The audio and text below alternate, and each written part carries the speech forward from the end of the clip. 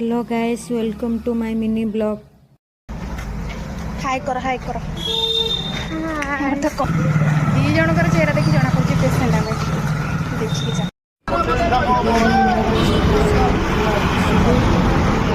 आम आज पेसेंट गुड़ा देखा जाऊे आमको किए कह पेसेंट आम जाऊँ हस्पिटाल सजबाज हो ये भी गोटे पेसेंट मु भी गोटे पेसेंट डॉक्टर देखिए एमाने कौन पेसेंट एमाने तार थाउ जो मैंने इमरजेंसी अच्छे आगड़ा आम पछू डाकिए सन्ध्या आज सन्ध्या कर डॉक्टर मैंने लास्ट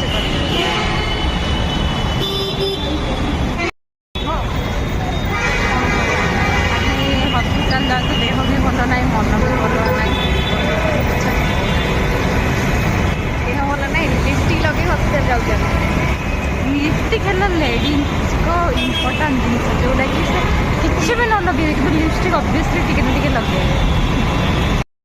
एठी देखंतु सांग माने मो चप्पल छिड़ी जाइथे और मु फेविक्विक अठा केमती लगे कि एडजस्ट मोर बेल खराब जो मो सेकेंड चप्पल भी छिड़ी गला।